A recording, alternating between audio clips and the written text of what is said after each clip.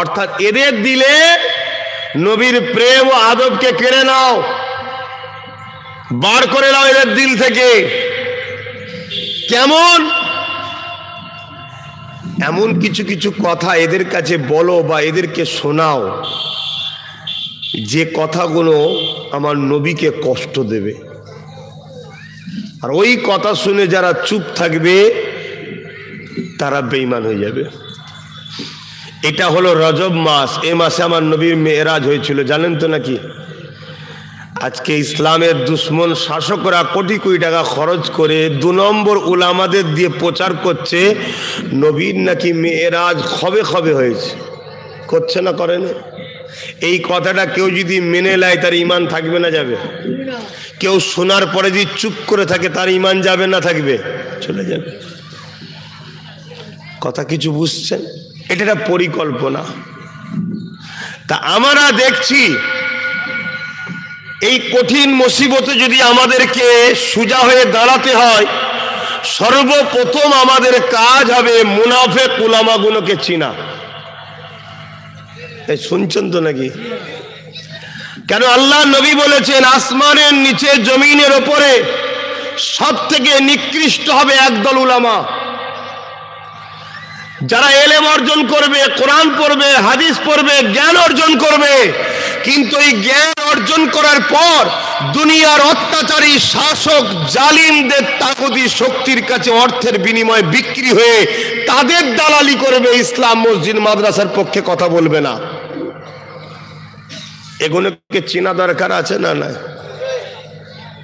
কেন? তোমরা আম মানুষ, মন দিয়ে শোনো, গুনাহগার বেঈমান নয়।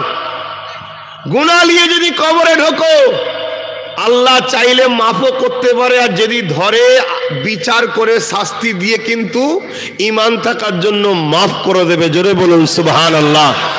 কিন্তু এই সমাজে একদল দাড়িওয়ালা টুপিওয়ালা বক্তা মুফতি মৌলানা সেজে ঘুরে বেড়াচ্ছে, যাদের আকীদা, যারা কোরআন পড়েছে, হাদিস পড়েছে, বড় মৌলানা হয়েছে, বড় স্কলার, বড় মুফতি,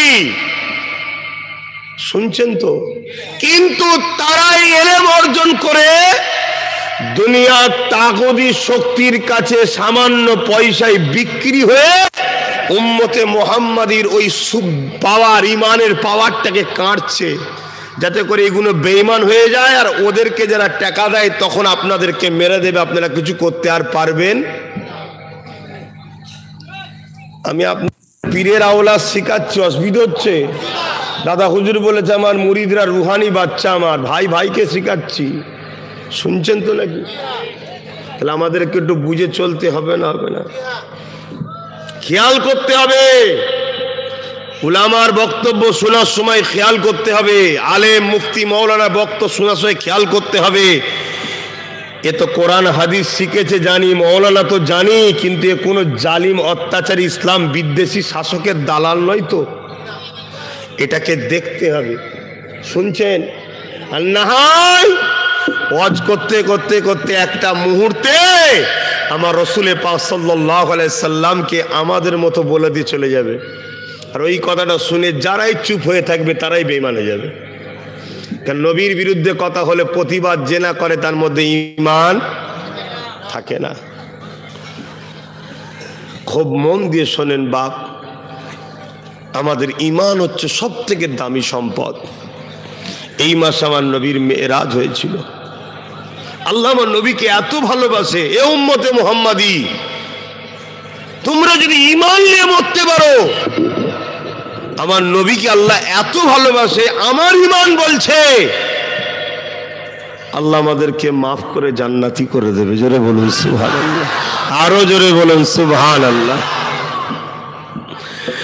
কেননা আমরা ইতিহাস যখন পড়েছি দেখেছি, কোরআন সুন্নাহ যখন পড়েছি দেখেছি, হাদিস পড়েছি যখন দেখেছি, উসুল হাদিস পড়েছি যখন দেখেছি, তারিখে হাদিস পড়েছি যখন দেখেছি,